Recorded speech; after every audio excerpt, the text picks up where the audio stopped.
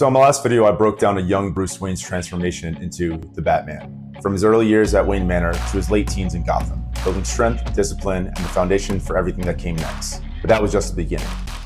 Now, in this second part of the series, we'll follow the years that Bruce vanished from Gotham, traveling the world, studying under masters, and testing himself in every way possible, sharpening his body, his mind, and his methods. And finally, his return to Gotham, when training stopped being theory and started becoming mission.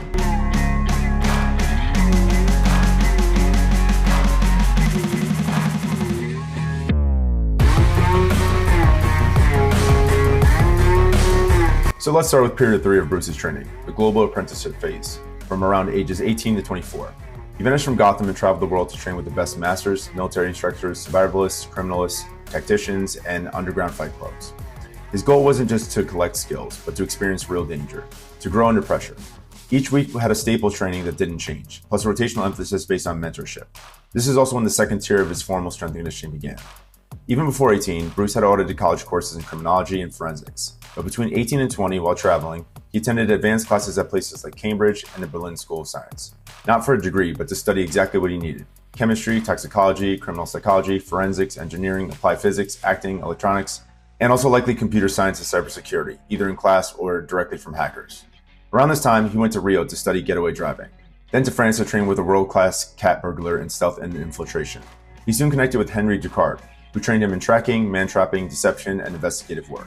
Somewhere along the way, Bruce also apprenticed with underground engineers, learning circuitry, rewiring, and improvisation with minimal tools. In Korea, he trained martial arts under Master Kirigi. In Russia, he was caught spying on the FSB and in prison, only to be rescued by Avery Oblonsky, a retired spy who trained him in espionage, disguise, and tradecraft. Later in Canada, he worked with Luca Jungo, a sniper who taught advanced marksmanship. Then around age 20, Bruce briefly trained again with John Zatara, expanding his skill in escapology, illusions, and misdirection, before enrolling at the FBI Academy under an alias. But he left there after about 4 to 6 weeks, convinced he couldn't work in the system's limitations. So he headed deeper into Asia, training Kung Fu with Chu Chin Lee, and in Japan studying martial arts, anticipation tactics, and mind-body control under Tsunetomo. With Shion Matsuda, he learned weaponry, chi principles, body temperature control, and toxin resistance. Eventually, he was trained by assassins like David Kane in advanced combat, body language reading, and covert operations. Over this 2 to 3 year stretch, he likely mastered the 127 plus martial arts he's known for. By 22 or 23, Bruce went to Alaska, tracking fugitives with a bounty hunter named Willie Doggett. During a blizzard, Doggett saved Bruce's life, but didn't survive. But Bruce was rescued by an Inuit shaman who nursed him back to health and showed him cave paintings of a bat-like spirit. Mind blown. Through all this, Bruce still maintained a consistent daily routine for training his body, mind, and martial arts, even as he learned new lessons from ever-changing mentors and environments, helping him integrate new skills while reinforcing the old ones he had already mastered. During this period, his training fell into 2 broad settings: urban or semi-urban areas, cities like Paris, Berlin, or Rio, with access to gyms, labs, and underground fight ranks, or remote terrain, jungles, mountains, wilderness, relying on what he could carry or find. To show how his training adapted, let's look at 2 versions of his weekly schedule. One for when he had urban access and gear, and another for when he was out in remote, resource-limited environments. Day 1 in urban areas focused on strength, conditioning, combat immersion, and tactical work. Mornings were full-body strength sessions with high-intensity conditioning and cognitive drills, solving mental math during or after conditioning, doing saccadic targeting during sprints to sharpen focus and spatial awareness. He'd also study whatever his focus was at the time: chemistry, engineering, or new languages. Afternoons were all about martial arts, training with local masters or sparring in new styles to build timing, pain tolerance, and adaptability. Evenings were mentor-led, like getaway driving with Don Miguel in Rio, rooftop crawling with the cat burglar in France, or other hands-on tactical drills. Day 2 emphasized conditioning and social infiltration. He'd start with conditioning in the morning, then spend afternoons practicing disguise, accents, micro-expressions, and staying calm under pressure. Evenings were stealth drills, losing tails, blending into crowds, or quick costume changes on the fly. Day 3 had intense strength work, conditioning through grappling, and urban survival. Morning strength and cognitive drills were followed by grappling at local sambo, jiu-jitsu, or catch wrestling clubs, often pressure tested in tough conditions: rooftops, stairwells, or rain. Then he'd do 30 minutes of crawling, rotations, and grip flow to stay sharp on the ground. Evenings were full-on survival runs: no gear, finding shelter, food, tracking threats, breaking into buildings unnoticed, fingertip climbs, and rope traverse across rooftops. Day 4 centered on aerobic work, gymnastics, and mental warfare. Morning started with aerobic training, then chess, Go, and live-action strategy games with former spies and underworld tacticians to test calm under stress. Later he solved tactile puzzles. wiring, mock trap, disarms, blindfolded object work, sharpening fine motor control and awareness. Day 5 focused on strength, controlled combat, and behavioral psychology. Mornings were strength training and emotional recall, breaking down sparring footage to track hesitation or fear. Afternoons were underground fight rings or chaotic sparring sessions. Evenings turned to criminal psychology, watching interrogations, reading microexpressions, or predicting behavior. Weekends were reserved for mentor apprenticeships and full-scale scenario drills, climbing rock faces, scaling buildings, and rope traversing rooftops. Nights were slower though. Puzzles, tactile journaling, and recovery. Breath work, hypoxic walks, tumo meditation, colder heat exposure, visual motor drills, and sometimes light climbing practice. When Bruce was in isolated locations, deep in the Korean mountains, the Alaskan wilderness, or secluded monasteries in Japan, his training had to adapt completely to the terrain and the teachers guiding him. But I think even in those extremes, he would have kept a daily structure, training his body, mind, and combat skills, reinforcing old lessons while integrating new. Day 1 was martial arts and tactical integration. Mornings were bodyweight-based strength and conditioning using the terrain, pistol squats with rocks or a ruck pack, explosive step-ups, rock tosses, and advanced core holds like dragon flags. For electric power, he'd sprint uphill for 6 seconds, rest 20 to 30, and repeat 6 to 8 times. Then he'd finish with breath work and mobility work, deep squat holds, hip openers, slow breathing, to prep for martial arts later. Midday was martial arts, blending ninjutsu, internal breathing, and shadow sparring to sharpen precision and control. Evenings focus on the mental resilience. Candlelight, meditation, breath control, and stillness under tension. Day 2 began with aerobic capacity and durability. You start with a 30 to 40 minute loaded ruck or jog, then move into slow controlled durability work.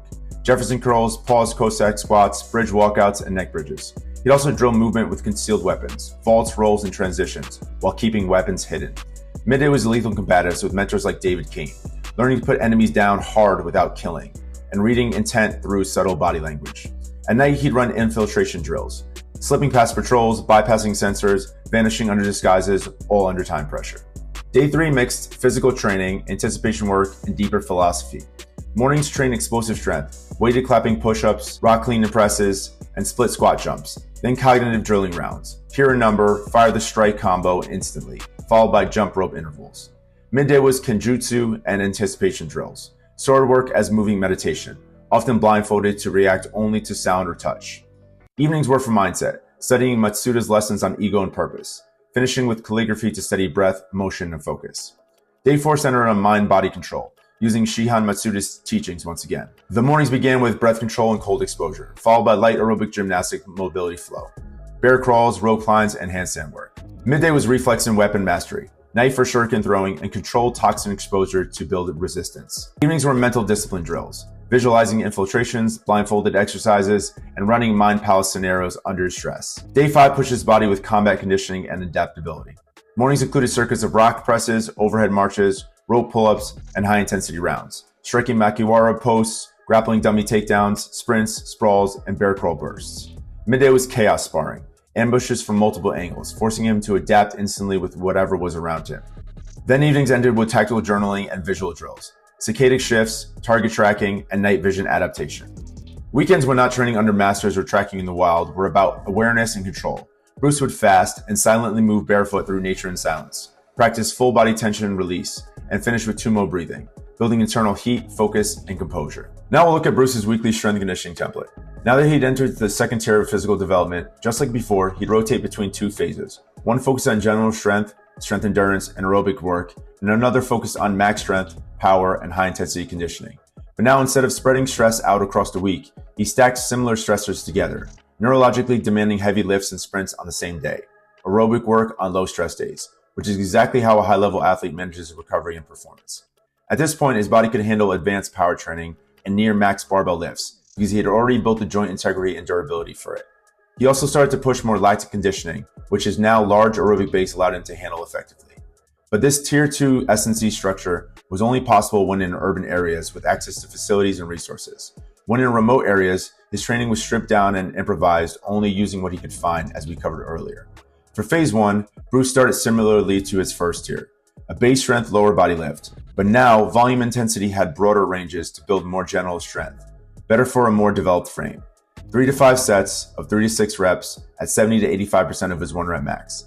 Then a dynamic strength upper body lift, 4 to 8 sets of 3 to 5 reps at 65 to 75%, pulling from the same movement key that you can check out from my last video.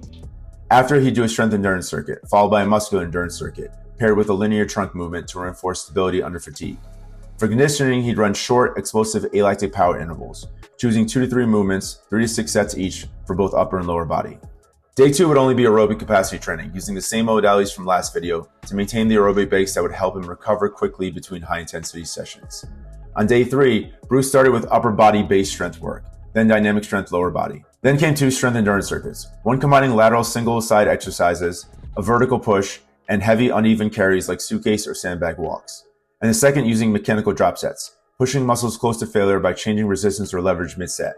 For example, doing heavy weighted pull-ups, followed immediately with body weight only pull-ups, then switching to chin-ups and finishing with inverted rows, each done for max reps one after another with no rest between.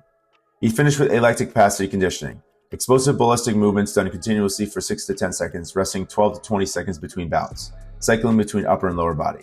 Day 4 was aerobic power intervals only, to manage weekly fatigue.